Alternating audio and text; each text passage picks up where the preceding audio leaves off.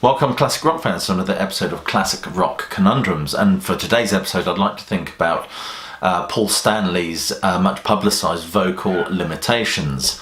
I suppose the conundrum, or the discussion point if you like, is this really, should this be a death knell for the band, or is it an opportunity in many respects?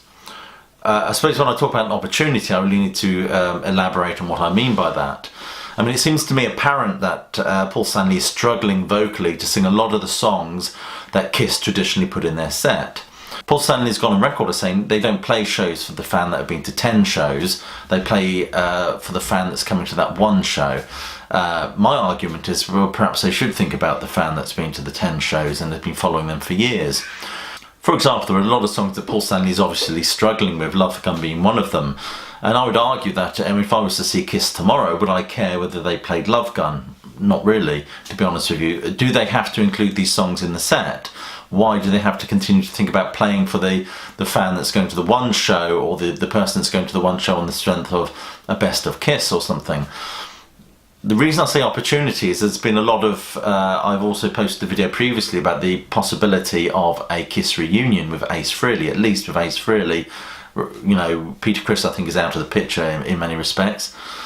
Now, Gene Simmons and Paul Stanley have both very recently gone on record as saying this is not going to happen. No way will it ever happen, you know, we're focused on who we are now. But Ace Frehley has said, look, he says the way this works is it's going to reach a certain point in terms of the money they offer, and when they offer the right sum of money, he will get that phone call. And I suspect he's right, to be honest with you. And I think Kiss should use it as an opportunity to wind things up like this. I hate the idea of them going out as a younger band replacing the original members, so that the brand continues as a touring band. I think it was something Gene Simmons floated. I absolutely hate that idea, to be honest with you. But anyway, let's think about it. We're going back to Paul Stanley's voice. You bring somebody like Ace Frehley back into the mix. You've got Frehley could sing at least 3 or 4 songs of the set. Gene Simmons could do 3 or 4 songs, and Paul Stanley could think about really reinvigorating the set list. I mean, let's not have Love Gun and I Was Made for Loving You. Let's have songs that perhaps he hasn't done for a while or ever. Songs that perhaps recorded in a lower register. Things like Come On and Love Me, Strutter, All American Man, which was on the Alive 2 album, which is a great track. Let's bring that into the set. I'm sure he would vocally be able to cope with these songs much better than the ones that are recorded in the higher ranges, if you like.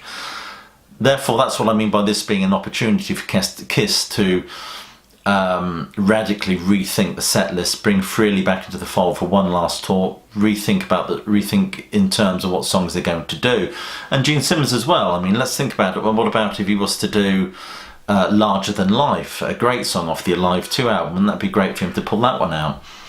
There's a real opportunity to include some rarities and to drop some of the songs that just are not sounding as they should do anymore, I think.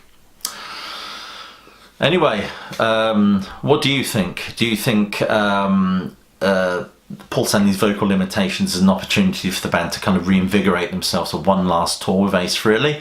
Or do you think really they should just call it a day?